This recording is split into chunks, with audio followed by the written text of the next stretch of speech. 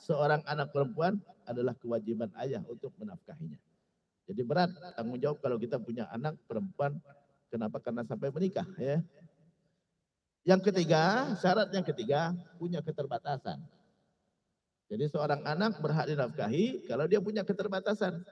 Anak laki-laki sudah balik tapi naudzubillah gitu kan, misalnya cacat fisik, cacat mental.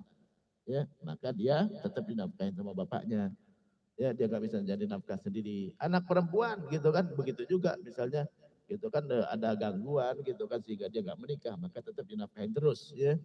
Jadi kalau punya keterbatasan seorang anak wajib nafkahin ayahnya. Ayah tanggung jawab ya. Nah, itu 3 syarat nafkah kepada anak. Anak, cucu sama. Kalau cucu ya, kalau cucu kewajiban seorang kakek menafkahin cucunya, cucu dari anak laki-laki saat ayahnya sudah meninggal. Ayahnya sudah meninggal, lari ke kakek. Karena Nabi mengatakan al-jaddu abun, kakek adalah ayah.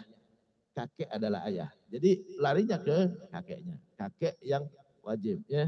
Sini cucu-cucu saya ya, bapak kamu udah nggak ada ya, kamu tinggal di sini ya, aku yang nafkahi. Ya, seperti itu. Dia yang ambil alih kewajiban ayahnya di saat ayahnya sudah meninggal. Itu yang pertama, orang yang punya hubungan darah, anak dan cucu. Yang kedua, ke atas. Ke atas itu ayah, ibu, kakek, nenek. Ya. Ayah, ibu, kakek, nenek. Ayah, ibu dulu. Kalau kakek, nenek, ya itu tanggung jawab di anaknya, gitu kan? Kita kan cucunya, gitu kan?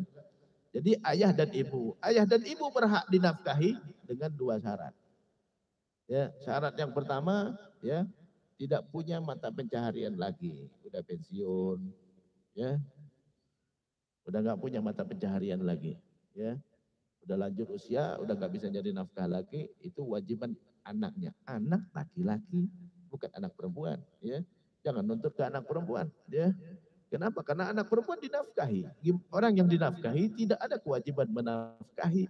Orang yang dinafkahi tidak ada kewajiban menafkahi. Jadi jangan diganggu anak perempuannya. Anak perempuannya udah biarkan dia taat sama suami ya. Kalau kita sakit jangan minta-minta sama anak perempuan, minta aja sama anak laki-laki. Ya, karena anak perempuan itu harus izin suaminya. Jadi nggak bisa kita apa? Kita minta apapun ya. Kalau dia datang dia bawa buah-buahan, dia bawa uang, alhamdulillah, gitu kan? Ya, nggak boleh. Wah ini gimana menantu saya? Oh, menantu itu bukan anak itu bukan. Menantu bukan anak kita. Ya, nggak boleh kita menuntut kepada menantu karena dia tidak ada hubungan darah dengan kita. Ya, alhamdulillah dia sudah ambil alih kewajiban kita untuk menafkahi anak kita. Alhamdulillah itu udah syukur alhamdulillah. Ya, nggak usah diganggu gugat. Nggak usah, wah ini menantu saya dia punya uang banyak gitu kan kok nggak ngasih saya. Nggak boleh nuntut-nuntut kayak gitu karena dia bukan anakmu. Ya, dia sudah ngambil alih kewajibanmu udah alhamdulillah. Nah, itu hal yang sepele tapi banyak orang di masyarakat gitu kan nuntut kepada menantu gitu kan, jangan. Menantu bukan anak ente, bukan. Nggak ada hubungan darah dengan ente.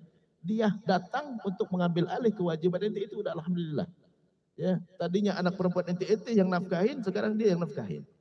Jadi jangan nggak usah dibebankan lebih daripada itu. Kalau dia datang untuk memberikan sesuatu kepada ente, terima. Enggak datang, alhamdulillah tetap dia menantu kita, gitu kan? Yang kita boleh anak laki-laki. Nah, kalau anak laki-laki, nah bapak sudah nggak punya penghasilan, saya butuh biaya bulanan. Boleh kepada anak laki-laki. Silakan minta. Kenapa? Karena itu haknya. Di saat tadi sudah nggak punya penghasilan. Kalau masih punya penghasilan, anak alhamdulillah bebas, gitu kan? Masih punya penghasilan, bapak walaupun sudah lanjut usia tapi masih direktur perusahaan, gitu kan ya? Masih punya pekerjaan, ya, masih punya toko, alhamdulillah bebas, ya. Yang kedua punya keterbatasan, udah sakit-sakitan, ya udah sakit-sakitan atau mohon maaf udah terganggu gitu kan ya, udah mulai apa,